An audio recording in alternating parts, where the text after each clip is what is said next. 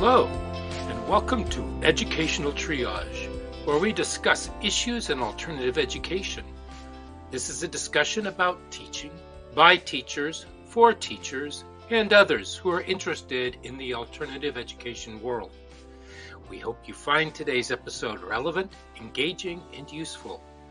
And if you do, please subscribe.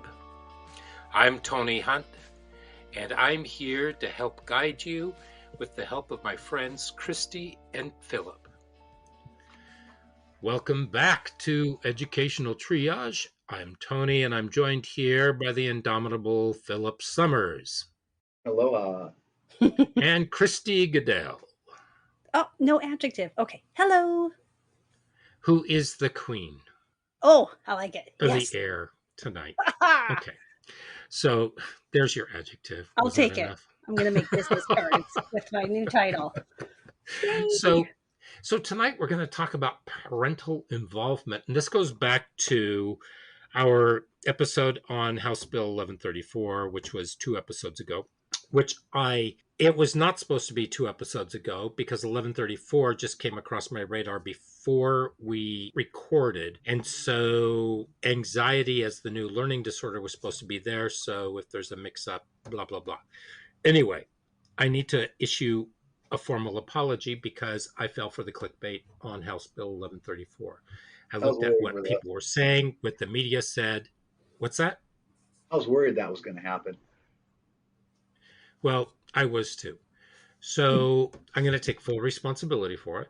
And so since then, we have looked at it. We have done some review of literature. We have gone up and down looking around at parental involvement recently. There used to be a time when schools begged parents to come in and volunteer, that they wanted their involvement.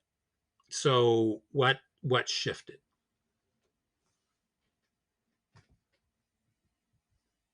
And there was a pregnant pause with one heck of a gestation period. Bueller. I know that. I mean, that's so. So what do you think happened? Why? How and why did that shift? Well, where's the parental involvement coming from? I mean, as far as the classroom goes, there's an involvement there as far as aiding in the classroom. There's an awful lot of mothers working with students, paraeducators.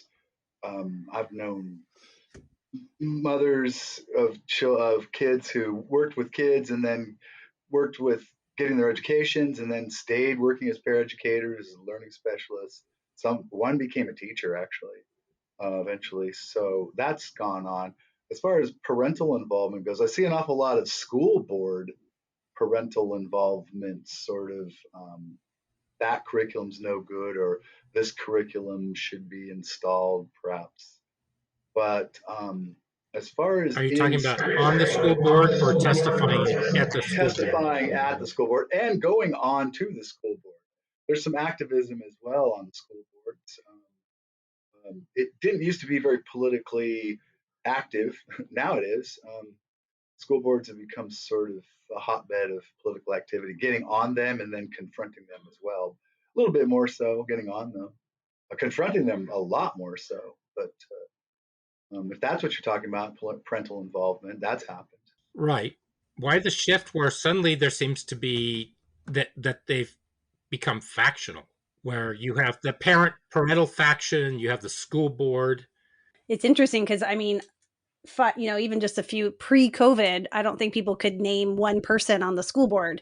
And now, at least in our district, most people know many of them on the school board, right? Like that just wasn't a thing when I first started teaching. You didn't know who all the members of the school board were, right? Now, for me, it's the opposite. Oh, really? Oh, okay. Yeah. I used to have direct involvement with every member of that school board and the superintendent. And it was a constant positive relationship where we all worked together, which is great. I feel that more parents who aren't teachers know more of their leaders' names now and who they are and how they vote than in the past. And I don't know if that is because of social media where you just now have instant access to all information and questions and their policies and right, like you can get that immediately, whereas before, even like 5-10 years ago, I guess you could, it took a while to get that information, right? It just wasn't, we didn't have websites and we didn't have everything listed. So, and you didn't have Facebook groups that you could immediately throw a question out there and get 25 answers in 10 minutes kind of thing. So I feel that's a big part of it, that instantaneous access to all things connected to the school, I Mm-hmm. think has kind of shifted the amount of involvement parents have. How how much influence do you think parents have on the school board as opposed to how much teachers have on the school board? How much parents have compared to the teachers have on the Parents, school board? teachers, community. So if we were to divide into those three groups, do you think that teachers or parents have more, or the community? Because there are a Well, let's lot look of at what's community happened in members. the area that we live at. All right, I live in a rural Washington State. In the Portland, Vancouver area. I live in eastern rural Washington State, Vancouver area district, and they have they're battling over wearing the masks, and they have a kind of an active school board contingent sort of atmosphere. There's a conflict over the masks, over the curriculum, and then there's a few things thrown in. The Proud Boys showed up just to proclaim that actually a Proud Boy who was not a white Proud Boy stood up to say, "Look, I'm a Proud Boy. I'm not a white Proud Boy," and then he sat back down just to make a point that they're not all white, and that's all he wanted to do. And then there was some other points, and mostly there was anti-mask stuff. And then you've got another rural district that's sort of southwest of Portland, rural, and they got rid of two, if not three, I believe.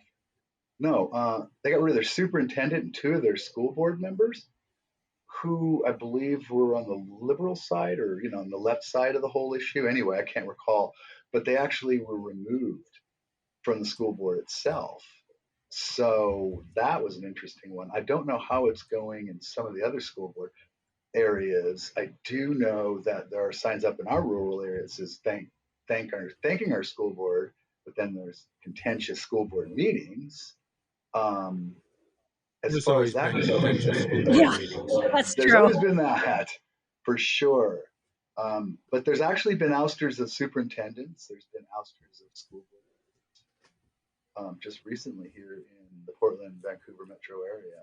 I believe up in Northwest Washington area, Woodland area. I think there's a superintendent that might be on the outs or something. Don't quote me, but there's another case where there's a difference between the superintendent and the board themselves. And I think I know the one down in the area that's in the southwest rural area was over signs in the classroom, BLM signs and things like that in the classroom. Yeah, that Mm-hmm. was. So Mhm. no signs or something. But do you think that more parents are involved now because of either the political climate or, like we've had some pretty strong elections in the past few Yeah, rotations that we I haven't do really believe that had happened. before? And therefore Yeah. people are more active. And so they're being more active in their school district. I do think that the immediate access to information, I think, has prompted people to be um, more involved, but I don't know if they're necessarily involved. Like, I'm coming to volunteer at the school. I am coming Look, I'm to be a detecting a part of. hesitancy on all of our Well, parts, and maybe that's I want to voice it myself. Here's what I want to say. I want to say, yeah, really, there's this, it's politically just terrible. Everyone's attacking the school board and blah, blah, blah. I want to say that, but I think it's more complicated than that.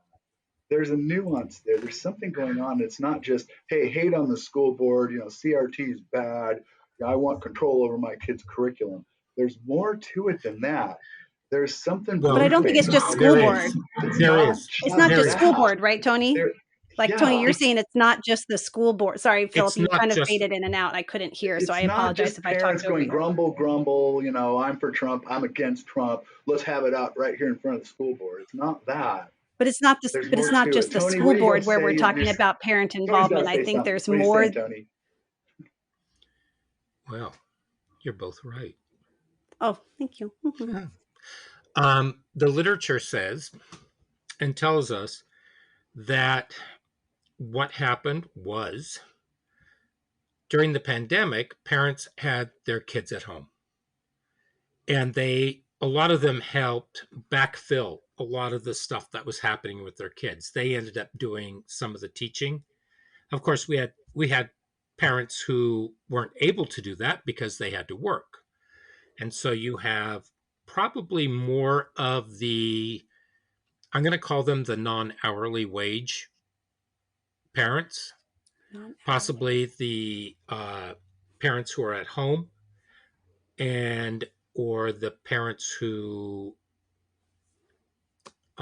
could work from home, not the ones that we would call frontline workers, who got to see what was happening with their kids, and they began to question, and they had questions about what it was that their students were learning, because we've always said we want parental involvement, well, and kids working with their parents.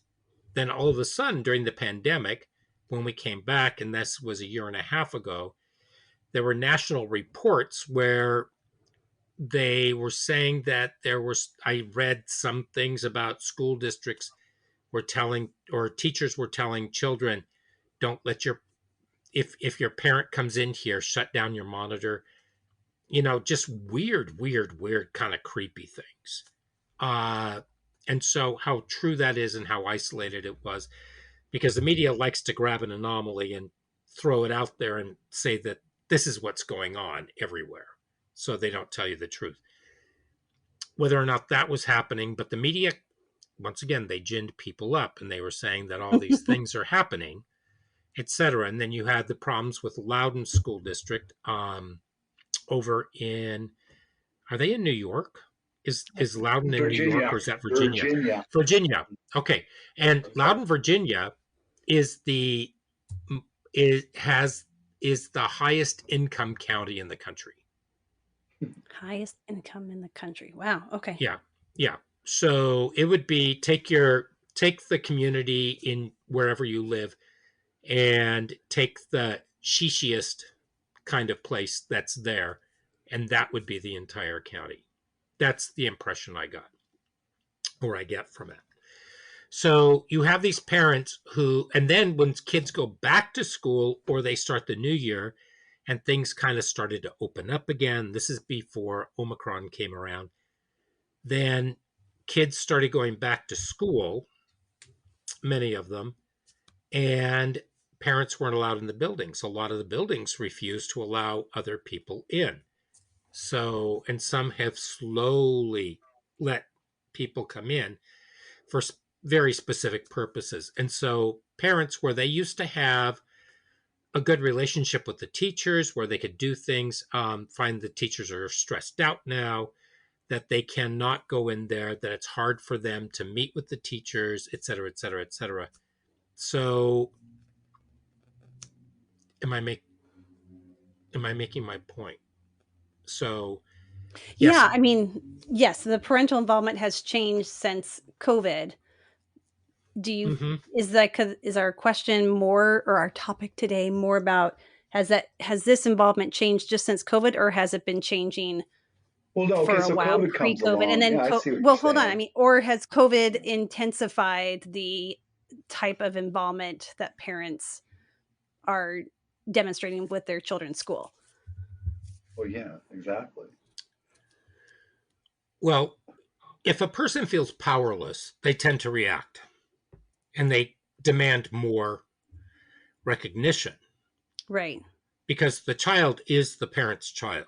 So here's where we're going to have to shift things around. And this was my epiphany, and Philip and I talked about it the other day. I called him, and we had a little chit of a chat. And in the book Flip the System by Evers and Neighbor, they talk about, there was a commissioned report done by the American Statistical Association to discover just how much of an impact the school had on a student's academic output. And yeah, on a student's academics. What they found was that there was a 1 to 14% impact by the school. That includes environment with classrooms, that means administration, teacher, class sizes, curriculum, et cetera, et cetera, et cetera. Everything to do within the building or within the school. That means 86 to 99% of what happens that impacts a student's academic progress happens externally.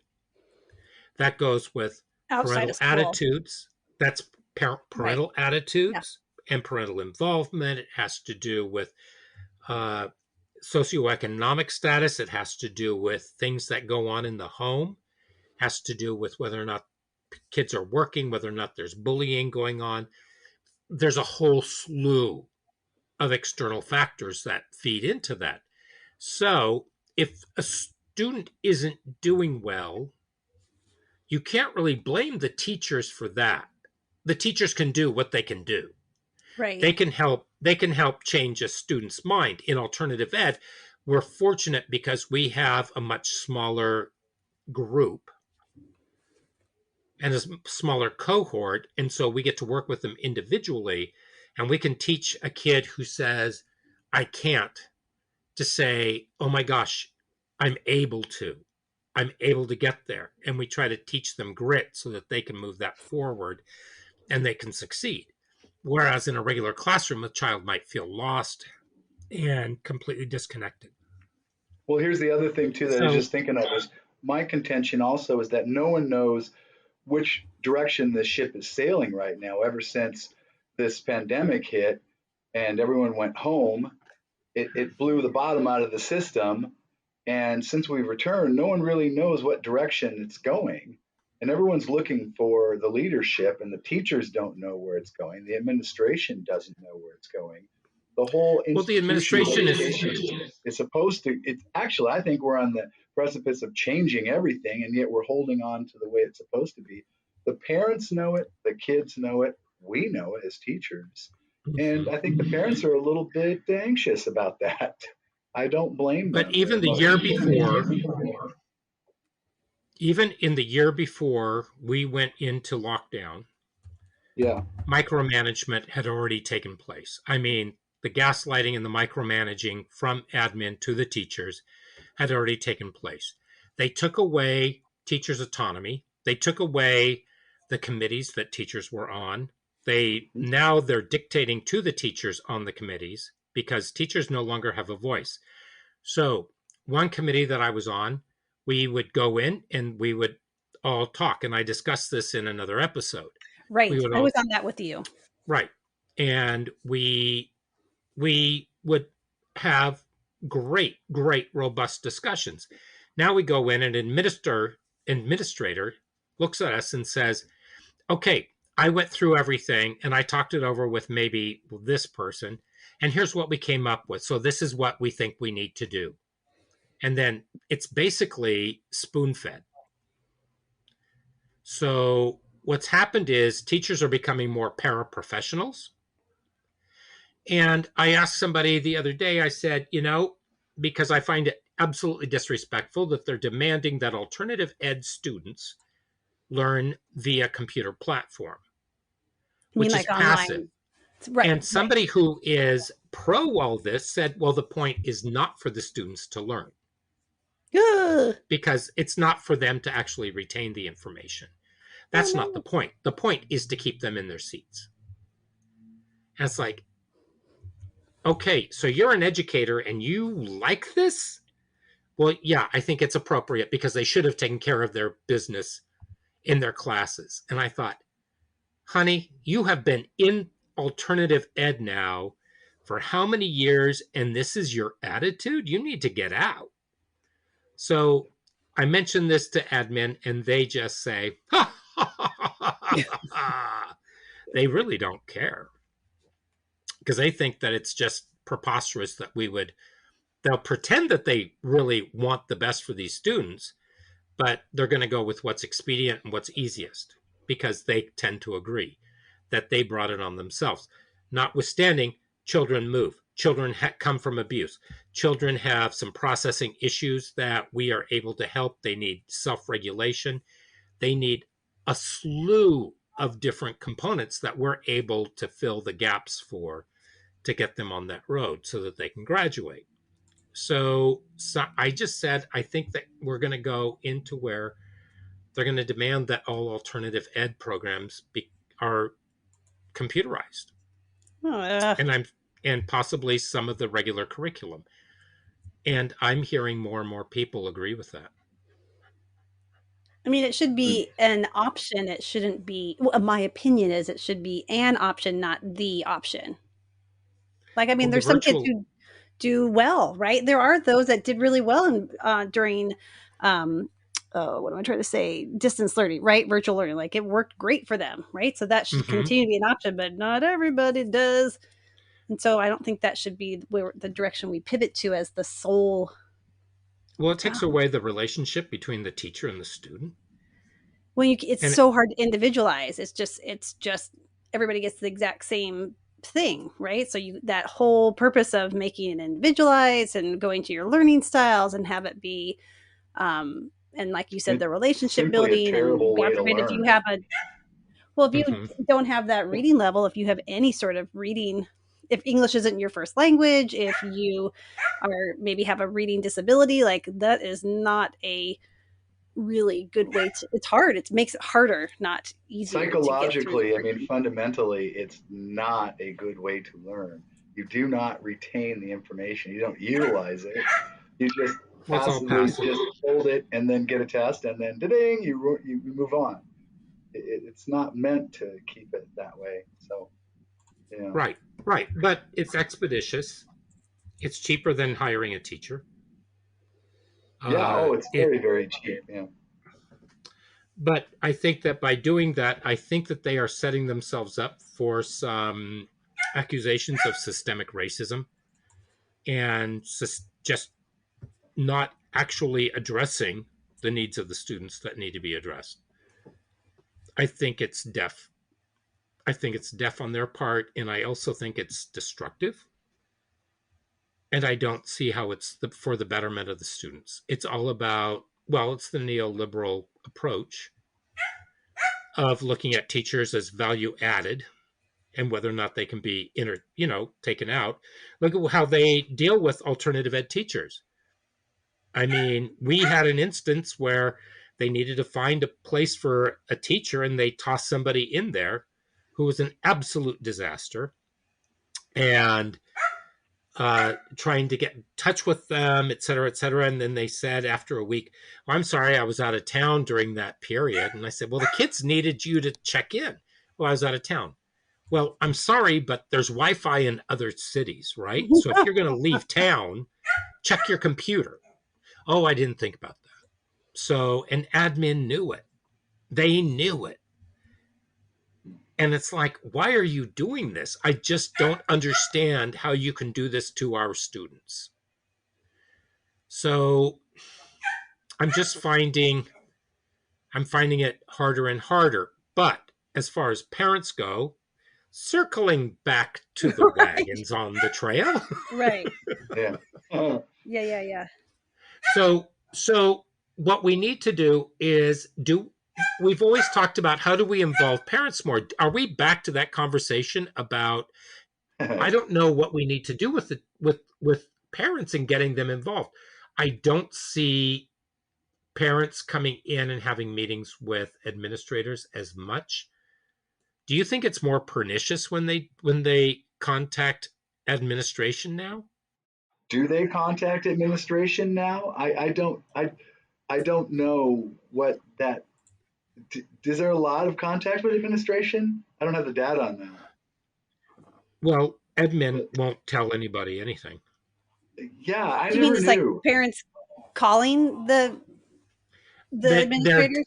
well, they're demanding that the teachers call the parents and that the teachers are having the conversations. Yes, I mean because teachers should be in contact, Right. emails or however they get in touch with them. Right. Use Remind. text, whatever. But if a teacher's comfortable with a parent having their private number, Sorry, so that was me. remind would be much better for them. But I mean, how do we turn this so that where parents want to have more involvement in the curriculum? Granted, it's their child. So if they understand what's going on, then they're able to support, they're able to work with their child at home, et cetera, et cetera, et cetera, because it's not a teacher's place to become political with the children in the classroom, because you don't know where a kid is coming from. And Right. children need to have both sides of an issue presented to them because they need to be able to make up their mind. Now, Right. but there are people who say, no, it is our job to teach them the righteous way of politics. And that comes from both sides. And can't you And have both? Right? Like you can have your parents really instill like this is our family's beliefs and this is where we stand and that kind of stuff. But then can't education also be like, hey, sorry, my dog is now hitting my table. you know, hey, here's why this was a big politically charged discussion in the 70s. Here was this side's, here was this other side's point of view, and you're bringing mhm. awareness. But it's not the teacher to be like, hey, so this side was totally right and this side, don't tell you what, they were totally wrong, right? Like that shouldn't be what the teachers are doing. You are helping to like Socratic seminar, right? Like you are bringing awarenesses to Mhm. understand different points of view and teaching them how to be analytical and ask, research based questions, that kind of stuff, and be able to kind of go through the opinion based versus fact based. And you're teaching them how to be mindful and kind of not fall for, hey, I read this on Wikipedia, so therefore it must be true. But it shouldn't be where teachers are just like, here's the only way you should be thinking about an issue. Dunk, But right? are we just looking at this from a white middle class perspective? Well, there's an I objective think way to look at it when they were talking about school prayer. I remember that debate. Should we have prayer in schools? It fundamentally came down to, do you really want me leading school prayer? I mean, I I if you really wanted me to do it, I'm really lousy at leading some of those prayers. I mean, I don't do them justice at all. I'll do them, I but don't. I'm not a prayer leader type of person. I'm a teacher. We'll read them, but they won't be very spiritual or full of soul. So the point being that teachers have a certain job. We teach content, and there's content in history, but history is somewhat objective to a certain level. I mean, when you're teaching social studies, you're teaching geography, you're teaching all kinds of other things besides, slavery in the 1860s United States. So everyone thinks it's all charged, but a lot of the curriculum that's taught up to high school is really just the basics. It's just, what is a plateau versus a valley versus a canyon, because kids don't have the base knowledge. And that's kind of the curriculum that's presented. The more deeper stuff, the controversial stuff, yeah, that's life. And it does come up at school, but then school, the hallways of school, wow, what a culture that is anyway. So, and as Tony said, that's only what, 18 to 15% of their entire life, school, at least the teachers at school. The hallways, I guarantee you, have a much, much heavier social gravity on the kids itself. So, Well, yeah. but I think teaching content versus teaching school prayer, I don't know if that's really the best Well, I mean, comparison to I talk content. couldn't about. teach prayer. I'm not qualified to teach prayer, but I can teach about valleys and plateaus and canyons. You see what I'm saying? I think once you bring prayer into the schools, and it's Yeah. a non-parochial school, Yeah. you're going to run into a whole host of problems there. And I don't think that it's Absolutely. appropriate for that. That's not the place for it. No, It I'm not a really leader isn't, of because prayer. you have different groups of different creeds and beliefs. You have people who don't like certain other religions for Lord only knows what. I mean, these are the Christians that don't like each other. And I mean, Yeah. it's so it's better not to do something like that. Yep. That's yeah, for me that's a no go. That's a no game. No, yeah, Yeah. no. I'm Not to not playing mention that. some prayers But need to I'm be sung. I mean, they have cadences and sing and hymns, you know. I mean, yeah. right. That's fine. If you want to do that on you time, but not in the Oh yeah. classroom time. Yeah. Parochial schools for that. That's perfectly okay. Even if it's during lunch, because there's a group called Jesus Pizza that comes in and they meet with kids. But they serve pizza, and if the kids want to go in there and they do Bible study, I think. And people were furious that they were doing this during lunch. Well, it's by choice. Yeah, don't go. It's by choice. Don't go if you don't like it. They didn't like it because it was on campus. I have no problems with it because it's freedom of speech, freedom of religion. I mean, they're not preaching it to everybody. And somebody said, well, what if somebody's really starving and they want that piece of pizza? And it's like, well, I mean, please, yeah, they come on, serve Yeah, pizza that's and come gonna on. Let's stand use the most forever. extreme. Yeah. But let's get back to I want to know what's the difference between white parents and parents from, let's say, Southeast Asia or even Asia, black parents and brown parents, all these different groups, do they have different views on education and how education should be serving their child and their community? I would say yes, but I would not have the knowledge, the cultural background to articulate what those differences are, because I that's not me. I'm a I'm a white woman, so I wouldn't begin to be like, okay, I totally understand all the different cultures of our school. But I think I recognize that not everyone has the same perspective as my viewpoint. So that's where I would that's my statement, right? Mm-hmm. I would have to assume that I do know, just because I have students in my classes or that I work with or that work with their families, and they do come from very different backgrounds and have shared them with me during, all my years of teaching. And I also think, well, yeah, no, that makes perfect sense, Philip. Well, as far as that goes, I think as a teacher, I'm part of the Commons. That's, there's a congregation in the community, and that just brings everyone together.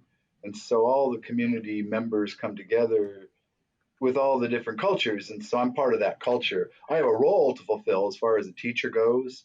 Um, and so I fulfill that role. I'm a mentor, I'm a teacher, I'm a leader, I'm also a protector of those kids, to a certain extent. But I facilitate growth, I facilitate expression. And so, in that regard, as far as the culture of the school goes, um, I sort of join in and facilitate and go where the flow goes as far as What that. about the parents? For the parents, I mean, I've been in situations where some years in the alternative program I was working, the parent involvement was wonderful. It ranged from having parties in the evening where the food flowed, and some of this authentic food. Some of it was from the islands. Some of it um, was Mexican, I think it was. Some great food, just some wonderful dishes, lots of gratitude. Parents would visit all times during the day, and just say hello and bring their kids lunch and hang out for an extra 10 and talk to us about curriculum, asking about their kids. It was a kind of an intimate program. And then I was other going to say, times it wasn't so did they involved. have the knowledge that they could come during Yes, any we time during the always, school day? and they would. They would. We had a really Because that's good building unusual. that way. Yeah, it Yeah. really was kind of magical. And we did have multiple families that had two to three kids, maybe four siblings that went through the program. That was wonderful. Um, because we got to know the parents real well. And yeah, it just was real magical for a while. The parents always felt real good with us, and we had a school board member too that had a child go through our program as well. She was actually a very interesting person. When I was teaching in the Black community, the parents, for the most, and the very low socioeconomic group, the parents pretty much determined that the school was going to take care of their kid for the day because they had their stuff that they needed to do. And if their kid could achieve, if their student was able to get something from there in a safe environment and they were well taken care of and we could get them closer to graduation, that was fantastic. We had kids who needed basic remediation. They couldn't tell time. They couldn't read a ruler. They didn't know any measurements. And these are juniors and seniors in high school. They couldn't read. So we worked with them to get that because we were working hard. They had been failed by the public school system. And we were a public school. We were a contract school, but we were working for less money than the public school system because of the contracts that they had with the public school system, because they had to take a 20% administrative fee. But and then if they needed help, that a lot of times that came via the student to come to me. I had some grandparents ask me to do the FAFSA form for them, and they sent me all their tax records and all the receipts and everything. And it was like, um, I, I don't know what I'm doing. So I did what I could and I sent it back and I said, you need to go through this because there's a lot of stuff here that I don't know. But if you go to PCC, Portland Community College, they will help you and they'll give you some extra help. And I believe that they went there. And then we have the parents who come from, let's say they come from countries where education might be semi-compulsory if a kid can do it. Depends on if the kid needs to work. Maybe Right. it only goes to 5th grade. And then education is not so important because they are trying to survive. So now you have kind of a weird little shift where, well, the kid needs to stay home because they need to take care of, they need to babysit for me. Right. And so that's more important than something else. I had a girl, she was wonderful. She was very bright. I had her for ELD. I had her in an English class, and she worked so hard, and she was brilliant, and she was a second language learner, and her dream was to go to medical school, and she had the wherewithal, she had the capabilities, everything, and then all of a sudden she stopped coming to school. I had no idea what happened. I drove to their house. This is in a rural community where I was teaching. And I found them and I found the mother and I said, "Hi." I said, "Where is your daughter?" And she said, "Oh, she's here." And so she called her and I said, "What happened? We haven't seen her at school. I'm really worried. We were hoping that she was going to graduate this year and that she could go to medical school." And the mother said, "I'm so sorry. My husband just walked out on us and Oh, we have nothing. And she needs to help support me and the other 4 children." right. And so all of her dreams kind of went by the wayside, at least at that point. And so I and a couple of other people were able to talk to the family, and we figured out a way for her maybe to start taking some classes so that this is long before internet, so that she could maybe take some Long classes here before and there at the that was nearby. long ago, long before internet. Dinosaurs. Long be Yes, exactly. So I've been in this business too long. Um, and so what happened with her, I don't know, because I've moved so many times since then. But you have these issues where the the 86 to 99% conflicts with the school and the ability to learn and the ability to even attend. Yeah. Yeah. And then you have cultural. Mm-hmm. So How do we get those parents involved? Yeah, and that's sometimes, I don't even quite know how to articulate it because their cultural background or their family involvement is so wildly different than mine. And you're right, we do have a lot of families in our district where the kids are expected to work and they have to help, and they are part of the income, and so they can't always. I mean, we've done it where like we try and arrange their schedules so that if we can, they have first block release because we know, or they have last block release so that they can help the family because they're working. Right? We have a lot of those Hmm. I those have several who pay situations. the rent. Yeah, I have some that are working. You know, school gets out at 4 and they are working from 5 to 10 every day. You Hmm. know, um, so sometimes I think the parents wish they could be involved in some capacity, and for whatever socioeconomic reason, or they're working two jobs, or their family, or they just don't have the transportation to come to the school to help out even if they could, right? So There's how so do many we? factors. Okay, so how do we want parents to be involved? And I Because was we thinking need to about that build that when you community. We have to have a community with the parents. You can't segregate the parents from the from the school, from the curriculum and everything. They're allowed to have a voice in what's going on. right. I guess Sometimes that's with my overreach you find a happy medium and then you find bliss or some kind of utopian adventure. I guess I'm struggling because the term parental involvement is so broad, and what exactly are How do we you see parental involvement? what exactly, what is it like? I need we, or as a school or a community or a district, need parents in the building to help because we have a shortage, or do we need them to be involved in like site council or as school board members, or help with sports, right? We need parent volunteers to help us run theater productions or help with boosters, right? Like, so what exactly is parent involvement that we're looking for? How many alternative programs have parent boosters? Right. Good uh point, right? I, Versus the sports I mean, teams themselves. seriously. Yeah. We do Well, have here's some one. parents who Well, what were you in going to my say? district, this is interesting. I've been asking people just in conversation because it's a small town questions. How long have you worked at the high school? How long have you been in the district? And I'm finding that, oh, I went to this high school. I was raised in this district. I've yeah. worked at this high school 15 years now.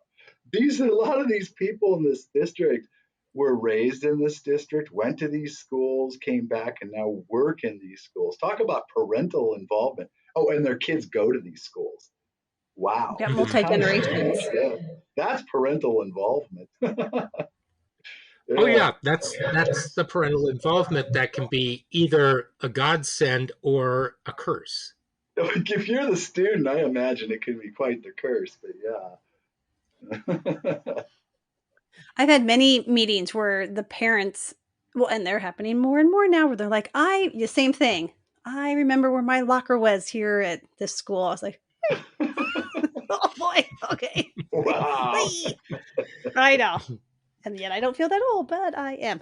Um, and then And it was another only big 7 years question. ago. Yeah, right. And the other big question is, how does parental involvement differ at a secondary? Like, are we truly just talking about alt ed? Are we talking about building?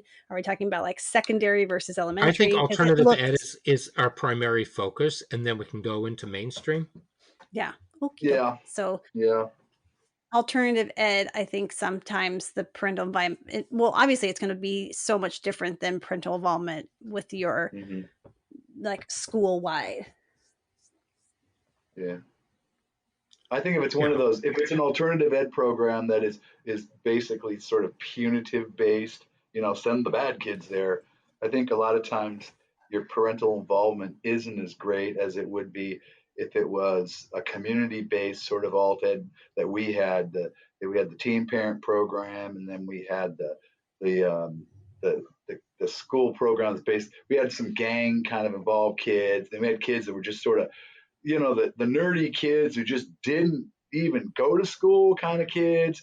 And then we had kids that just kind of had the IEPs that just didn't get accommodated kind of kids. And we had true alternative kids. And then we had the kid that dressed, Right. they were all black or had the purple hair kind Right. of kid, that Emos. A we just medley. had alt ed kids and they formed a community.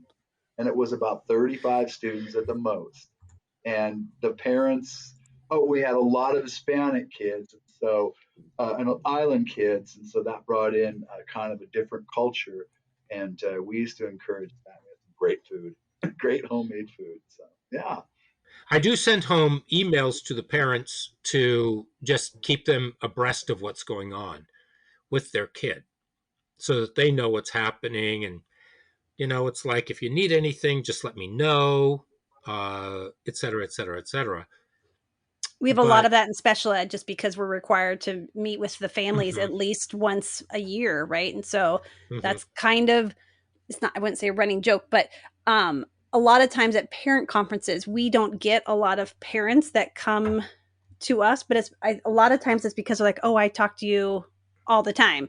Or like I talk with you in meetings or if I have questions. So they almost are a lot of times saying, I'm going to go and speak to the other teachers because I know I can talk to you, Christy, whenever. So I think it's kind of the same. You're able to build those relationships with families within special education because you just have to have such a in-depth relationship with the student and their family in order to know how to support them. So I think they kind of parallel that way with alt and I ed. think parents want to know that they're supported, and they also want to be, you know, I believe that parents want to know that they're also being supportive of you and the student Mm-hmm. Yeah. because they want to find a middle ground. They don't, I believe that most likely in the disciplinary types of alternative ed, that parents would most likely be, they would either be somewhat humble or confrontational because you've yanked their kid and you've tossed their student into a program and it's not really consensual or anything, and you've pigeonholed their student in a sense. I don't know. I'm guessing on that. But I'm going to guess that if their student is succeeding and they're receiving positive feedback, Mm-hmm. or you call them and you say, hey, love, I love little Tommy Thumbsucker. He's Yeah. doing so well. Can you Okay. give me hints on how to deal with this one situation? Then they're involved. Mm-hmm.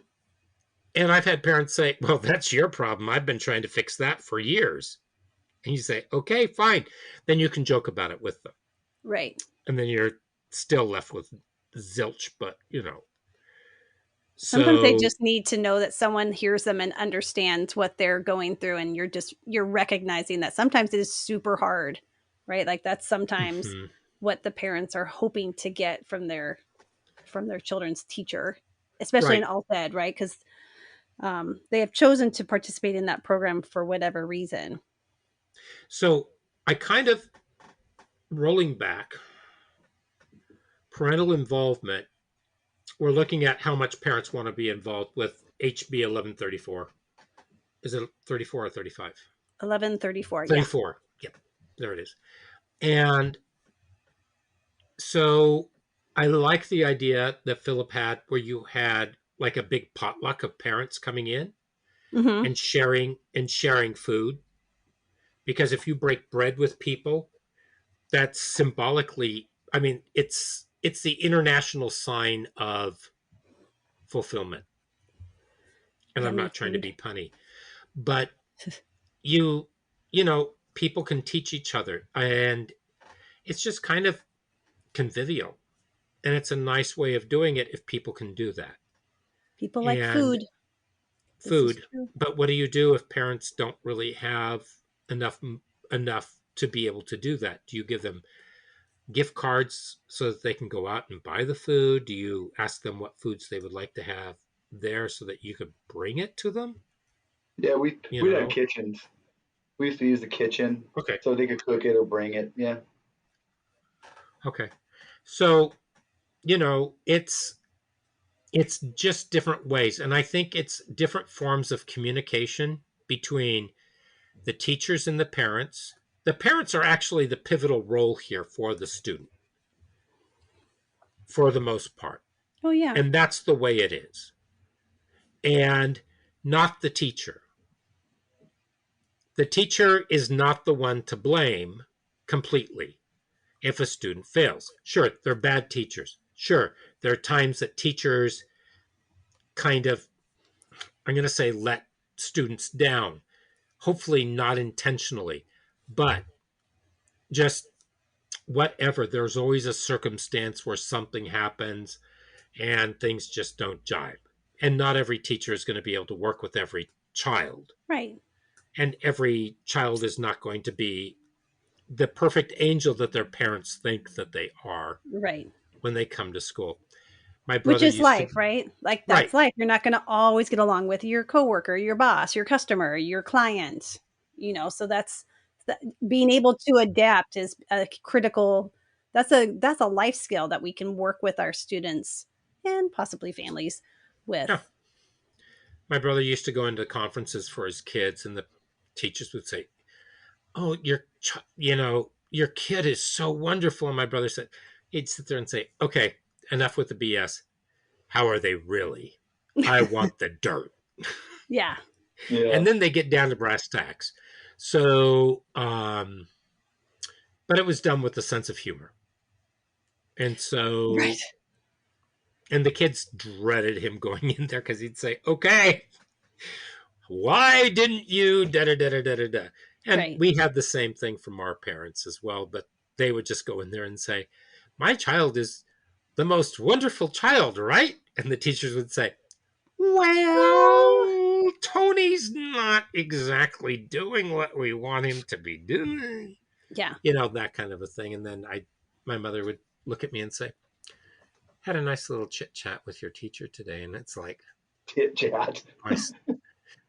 My stomach would fall into my feet. And I'd say, I think I need to go pull weeds or do something constructive right now. "Oh, no, you don't." And the hook would come out and yank me back in. Time to go. Time to go.